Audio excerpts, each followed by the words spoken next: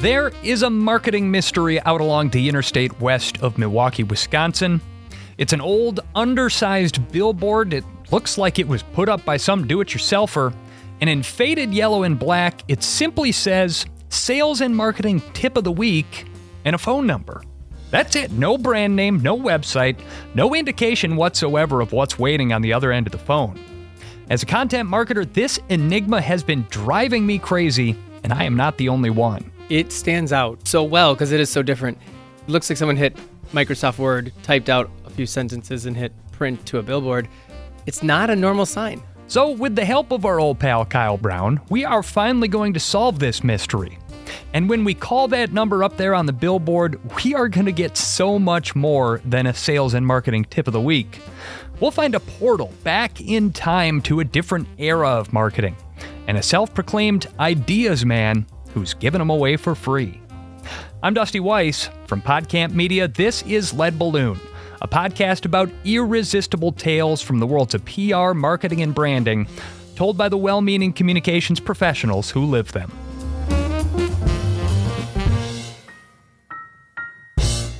Thank you for tuning in. Make sure that you're subscribed in your favorite podcast app so you don't miss an episode when they come out. We are joined today by a regular guest on the Lead Balloon program. In fact, our most frequent guest over the years that we've been doing Lead Balloon. Kyle Brown is a marketing strategist. He has worked at companies including Kohl's, including Harley-Davidson, including other brands that you have heard of. And he joins us now to lend a little bit of expertise, not necessarily as a marketer, although we're certainly interested in that part of it, but also as a Wisconsinite who drives down this very same stretch of highway that I do, because I don't know about you, Kyle, but the first time that I saw this sign, I was struck by its simplicity, and I was struck by the fact that someone would actually do this. Struck is probably the best word. It stands out so well because it is so different. You know, it looks like someone hit Microsoft Word, typed out a few sentences, and hit print to a billboard, but it's not a normal sign. It's the equivalent of like when you're in college and like the common area, someone put up like a little pull tab sign saying like, Dog walking services. I'm selling a futon, and just like rip off a tab, and versus like a professionally typical marketing billboard or poster or something like that. Well, and as marketers, we also have to discuss the sign itself. This is a non-standard size. It is a non-standard layout. It's certainly not the 16 by 9 that you would typically expect, or whatever a typical billboard is. This is much closer to like a 5 by 3, and it's much smaller than other signs. It almost has sort of like a homemade feel to it. Yeah, I mean, it's certainly not, you know, your tall standing ones that are 20, 30 feet up in the air. Mass vinyl printed canvas stretched out and rolled on, printed in a shop. The other thing that strikes me is that on a typical billboard, there's going to be some signage, much, much smaller, obviously, down at the bottom usually, that says Lamar or Clear Channel Outdoor, or identifies who actually owns the sign and leases it out. And this has no such thing. Which also would then lead me to think, like, either this person owns the land, or this person's cousin or friend or someone is just doing this as a personal deal and has constructed their own structure to put up this very interesting and unique sign. And you can see very clearly this is not a typical billboard rental. This is not some big brand advertising its presence to the world. In fact, it doesn't even say who's put the sign out there. What else do we know that it is not? Well, you said it's not a typical rental, and rental periods, they can be anywhere from days, especially on like digital billboards, which are promoting events and so forth, to a few weeks or a few months, sometimes upwards of a year or two, but you never see the same billboard last forever. And we, between the two of us, cannot think of a time that this sign has not been there. I have been driving past this scrap of land for 13 years since I moved to Milwaukee. You even longer. Yeah, I've tried. So I grew up in Minneapolis. All my family's down here in Milwaukee. So I've been driving back and forth since I was born. And obviously I can't recall every billboard I've seen, but I can't recall a time where I don't remember seeing it. I mean, this has to be over a decade old. And I've driven this road a lot of times, and I've probably seen this billboard hundreds of times now, and it has not changed. It hasn't changed. It perhaps hasn't even been maintained because it looks fairly weathered. There are a lot of different things that this could be. One of them would disappoint me to no ends because I look at a lot of billboards as a marketing guy, and one of the worst ones that I ever see is, oh, we caught you looking. You must be interested in billboards. The billboard for billboards, where they're trying to build up interest in outdoor advertising. And what that really is a billboard that they couldn't rent out to somebody else. And so they're just using the space to advertise the existence of billboards until they can get someone to rent that billboard. Could this be that, do you think? I don't think it could be. Like, we might call this number and someone's going to be there and be like, this is Lamar. How can I help you? I can't imagine this is any big company. And on that, I've always thought it was interesting of trying to market a billboard with a billboard because like your target audience, like what? 1 out of 3,000 people have anything to do. 1 out of 10,000 people buy ad space on billboards. Other people are just going about their day. So but it's better than having a blank billboard. It's better than having a blank billboard, yes. I think but you're also like marketing your own ineffectualness at the end of the day by being like, well, we couldn't sell it to anybody else. I've always thought they were weird. Like, sell it off, give it out to charity, do something to give some credit back to you. Charity would be great. Yeah. Advertise a fake company, for Pete's sake. Yeah. But don't advertise the fact that you can't sell your own billboard space. Have something on the backup. And that's actually where digital billboards have eliminated that problem. So that's one theory. What do you think it is? I mean, what's your front runner right now? I'm kind of split. It is either like created in a way that is so intentionally simple and clean and minimal and off from the norm that it was done by someone in this. It's like a brilliant agency behind this. So you think it's targeting marketing people by defying the norms and conventions of marketing? It's doing something to stand out. And I'm not saying this is like, I would doubt it's like some mega marketing agency who's, signing $1 billion contracts or whatever. But, it could be for a smaller level. My other thought is it's either someone incredibly intentional on this or it's the opposite. Someone who had a little bit of a marketing background or sales, or they're doing something else in their life. And they just thought, you know what? I'm good at connecting people. I'm good at figuring these things out. I'm just going to try this. And they got up, it's either their land or like their cousin's land, or they found a way to get up this little billboard, and it's like their own little thing. And who knows? It's like a retired marketing executive who got out of the business, retired, has this little scrap of land, and they're sitting there going, God, I really missed the game.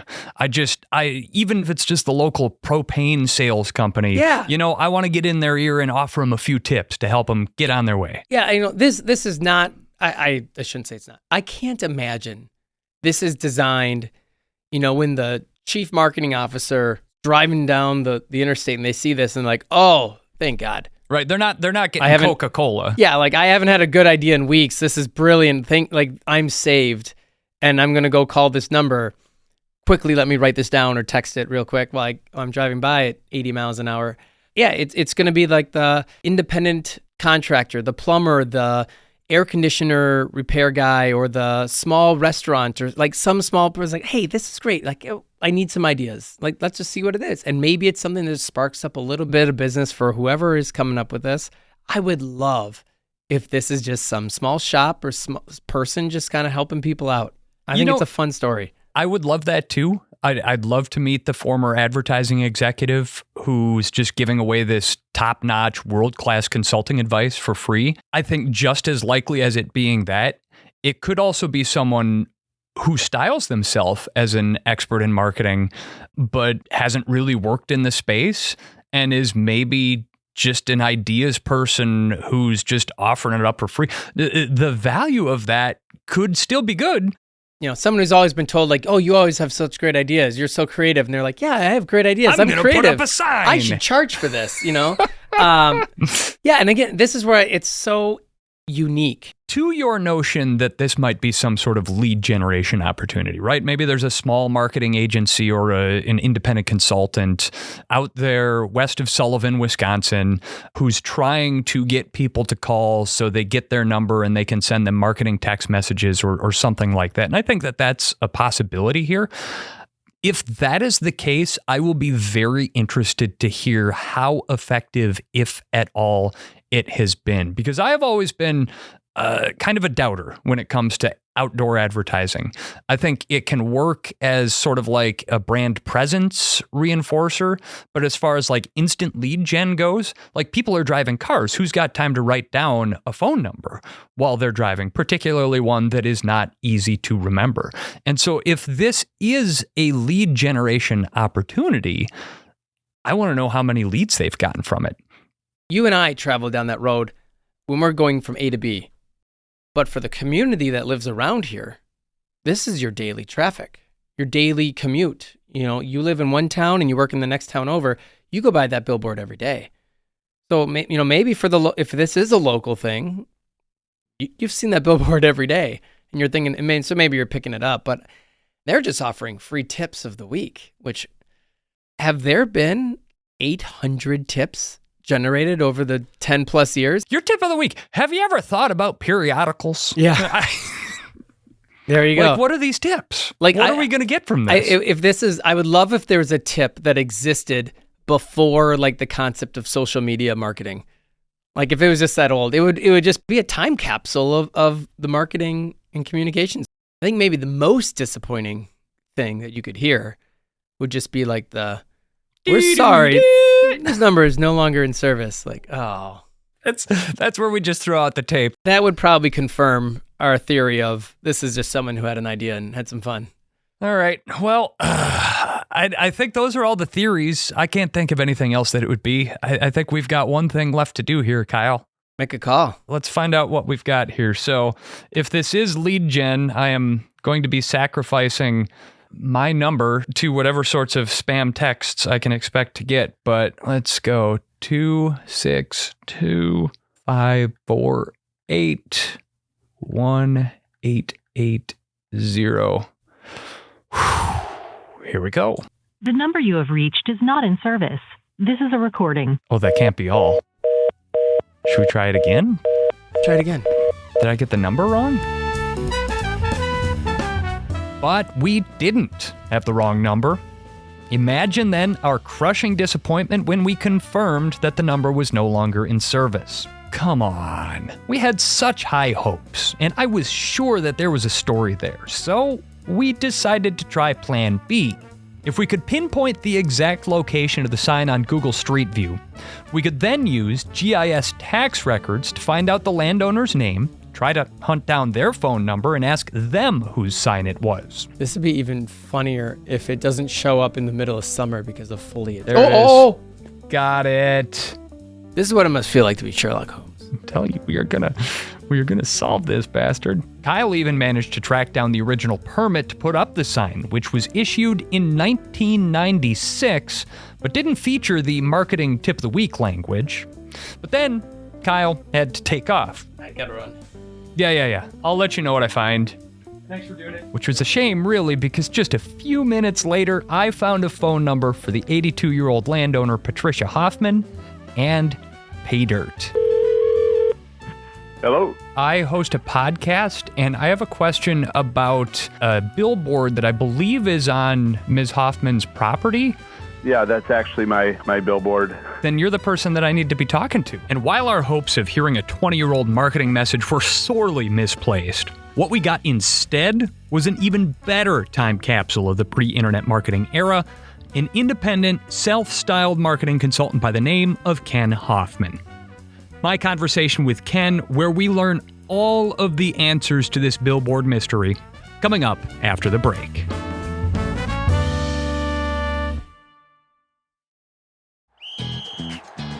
Hilton brings you new ways to stay, with experiences that let you capture the glory days. Introducing the Graduate Hotels. Each inspired by local college towns, these stays are always original and never boring. Get in touch with traditions all across the country and enjoy a stay that's a class above the rest. Book at graduate hotels with Hilton Honors Points at Hilton.com. It's a win-win. Hilton, for the stay. Hey, it's Dusty. So, you like the show, I hope, at least enough to keep coming back. And hopefully it's because you've learned some stuff that you didn't know, or you've heard some great stories from interesting people, or maybe it's been helpful for your work as a professional communicator. But are you a Redditor? Because I know that Reddit is another great source for those sorts of insights. I would actually super appreciate it if you posted a link to this show on one of those Reddit threads where it's appropriate. Certainly only where it's appropriate. I would do it myself, but that's not really in the spirit of Reddit. But if there's an episode that you think a lot of other people would appreciate, you'd be doing me a huge favor as an indie podcaster, and you'd be helping other folks find this show too. So I know that there's only so many ways that I could say, please help me grow my audience without sounding monotonous, and I certainly get sick of it myself, but it's the reality of the medium I work in. So thanks, as always, for listening and anything else that you can do to support us here at Lead Balloon. This episode is brought to you by Indeed. When your computer breaks, you don't wait for it to magically start working again. You fix the problem. So why wait to hire the people your company desperately needs? Use Indeed's sponsored jobs to hire top talent fast. And even better, you only pay for results. There's no need to wait. Speed up your hiring with a $75 sponsored job credit at Indeed.com/podcast. Terms and conditions apply.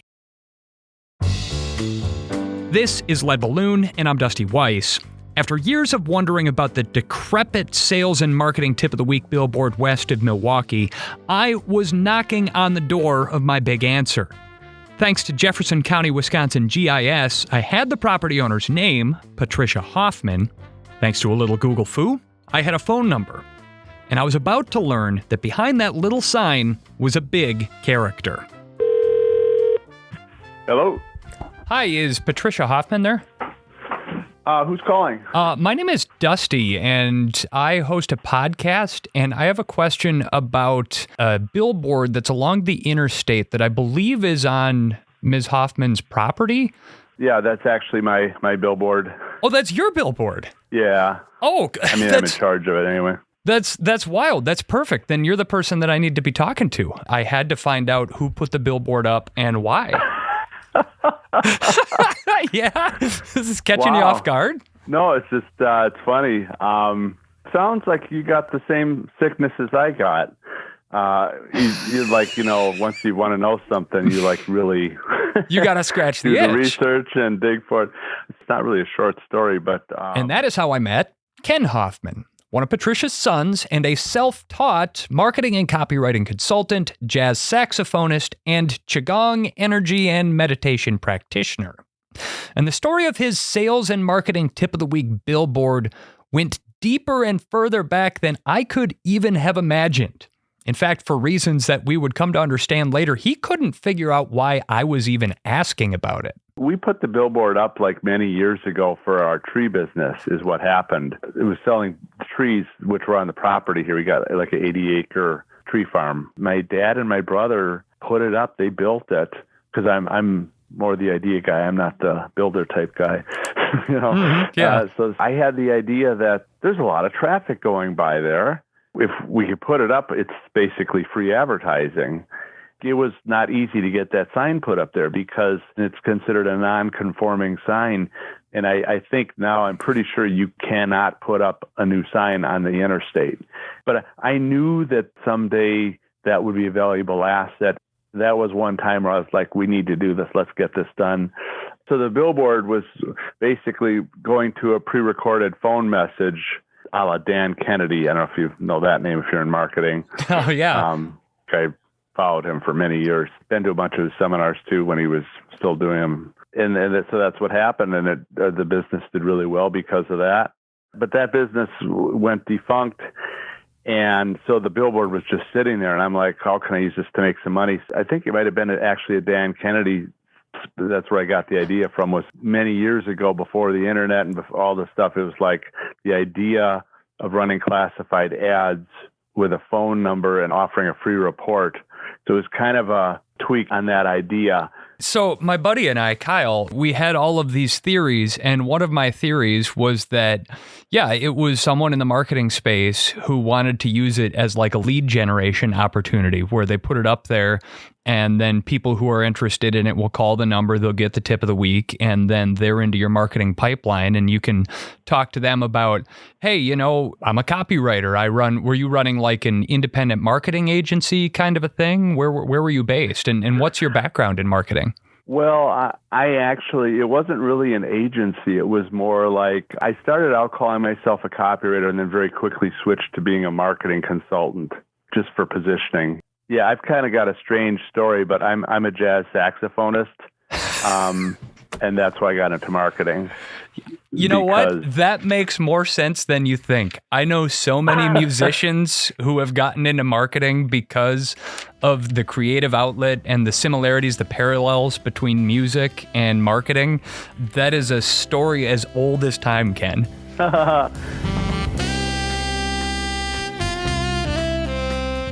In fact, the more I talked to Ken, the more that I started recognizing a pattern in his story. You see, growing up in the West Milwaukee suburbs, where his father was an entrepreneur, Ken went off to study music at the University of Wisconsin in Madison, go Badgers. And after he graduated in 1987, he spent years pursuing his passion in music, but supporting himself with a series of odd jobs, pitching in with the family's business affairs and side hustles. I had the opportunity to play with a bunch of really big names, but as a background person. So like Natalie Cole, The Temptations, Ray Charles. I was basically just like a hired gun. They'd come to town, whether it's Milwaukee or Chicago. I was a staff musician on Princess Cruise Lines for a few years, traveled all over Europe. And that's a great way to see the world, yeah. Yeah. It's a tough lifestyle, better than the road, but great opportunity. I was on the road with the Tommy Dorsey Orchestra performance. That's my only road time. Went to school at Northern Illinois to get a degree, a master's degree in jazz, which was kind of nuts.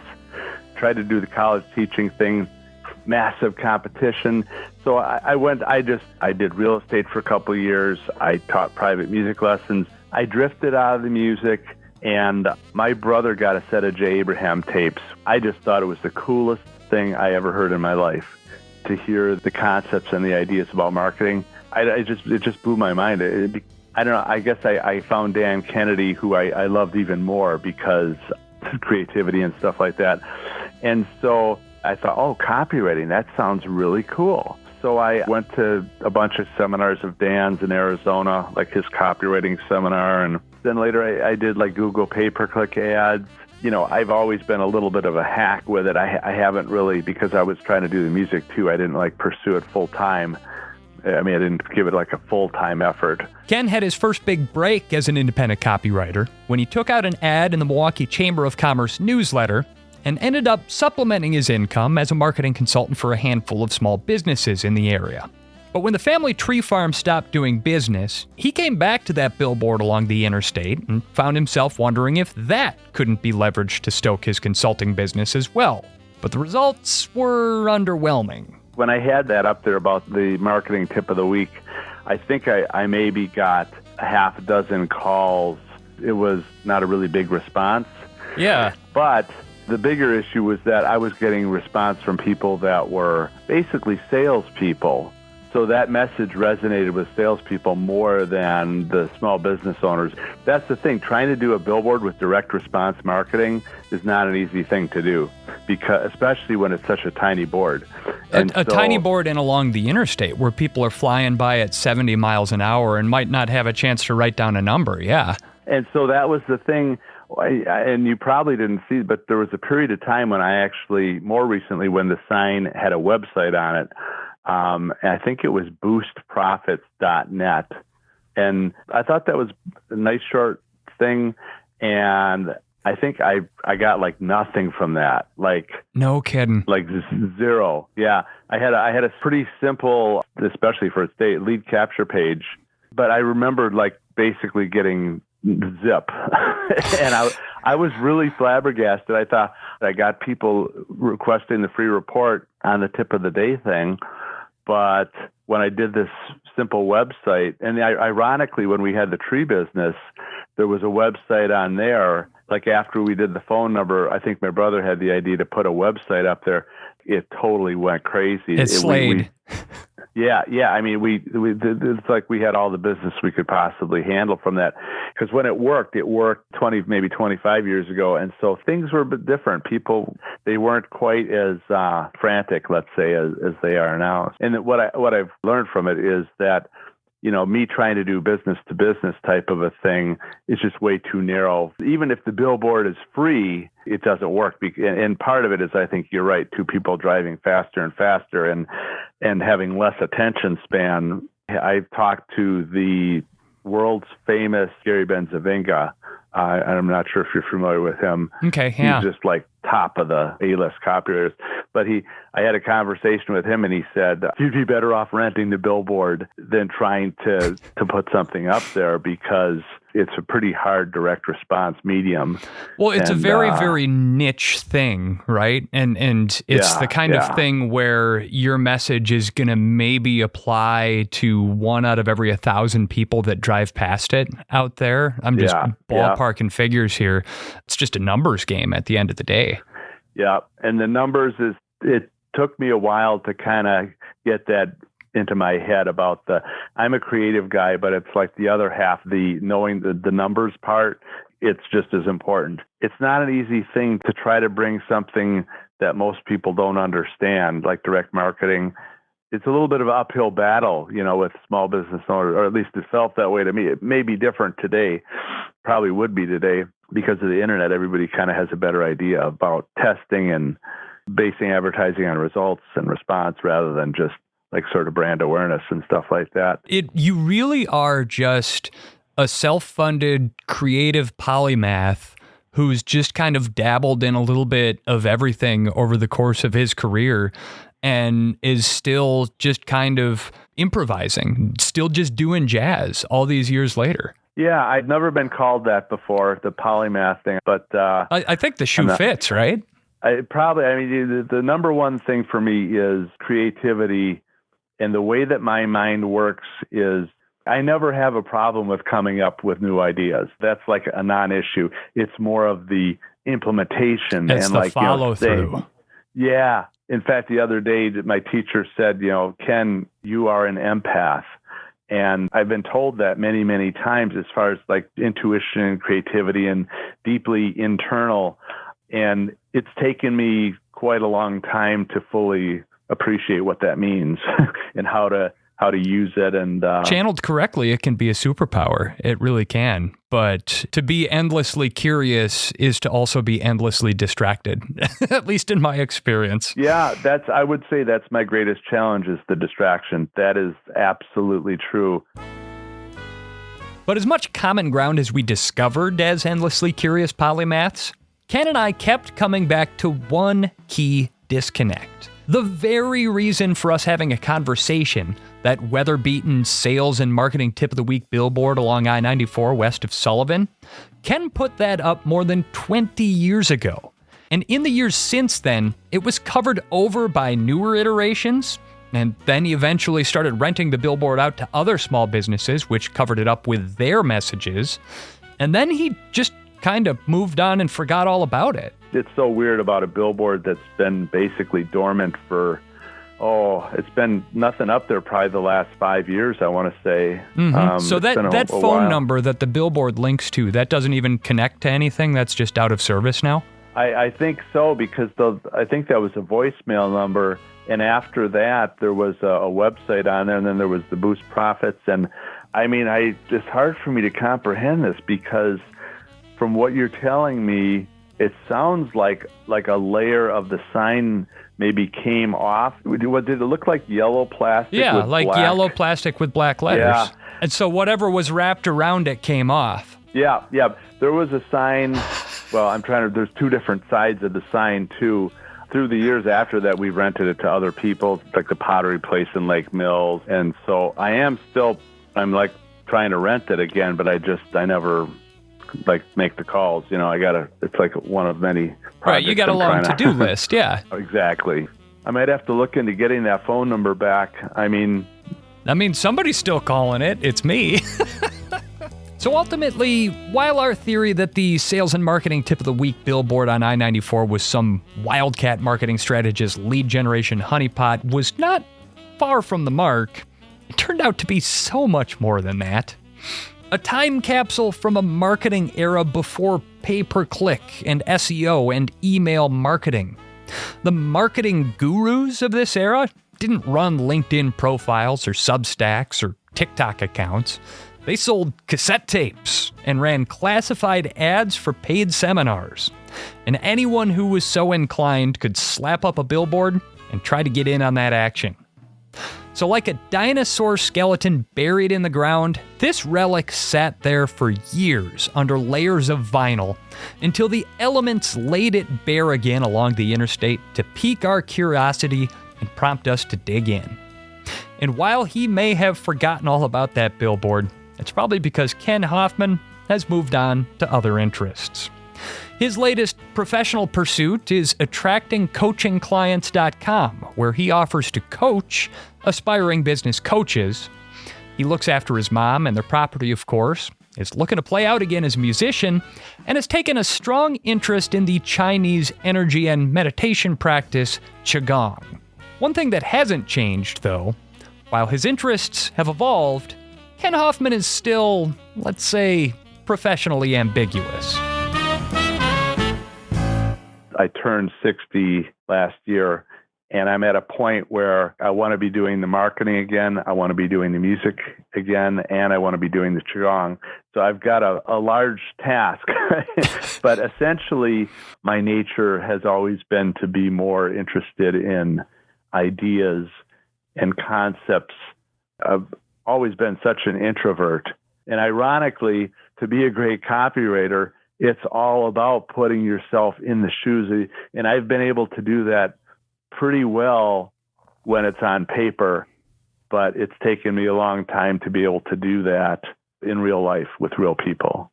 Well, Ken, I've got to say, this has been really, really gratifying, and thank you for helping me solve this mystery here. And certainly we appreciate your sharing your story, and thank you so much for joining us here on Lead Balloon. Oh, yeah. It was kind of like a little bit of a walk down memory lane for me, too. So it's kind of fun to revisit. I hadn't thought about some of this stuff for a while, so it's really cool. I was just tickled when you picked up the phone today, man. That made my week, made my month. It was too good. Oh, that's awesome. Good to hear. That's great when things come together like that. Isn't it? It was kismet, man. It really was. Special thanks once again to Kyle Brown for helping me solve this little mystery. And of course, Ken Hoffman for sharing his story with me, his life story, really.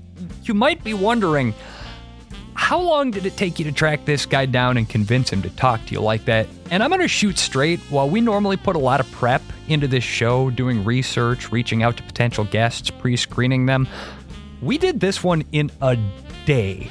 Kyle and I batted a few ideas around. We started digging in. I found the phone number. I called it. Ken picked up the phone, and he spilled his guts to me.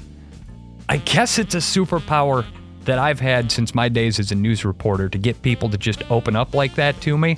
I don't know how I got it. I don't know why I have it. I'm just always super grateful to the folks who choose to trust me when I call up and start asking questions. So thank you, Ken. Thank you for filling in the blanks on this one for us. And of course, thank you for tuning in. Here on Lead Balloon, I like to think that we're like Freakonomics for PR and marketing professionals, meeting the people and telling the stories that make this a fascinating field in which to work. So we hope to see you back here in this feed again sometime soon. Follow us in your favorite podcast app. Lead Balloon is produced by PodCamp Media, where we provide branded podcast production solutions for businesses. Our podcast studios are located in the heart of beautiful downtown Milwaukee, Wisconsin. We work with brands all over North America to help them launch and build podcasts that work. Check out our website, podcampmedia.com. Music for this episode by Ryan Saranik. And until the next time, folks, thanks for listening. I'm Dusty Weiss.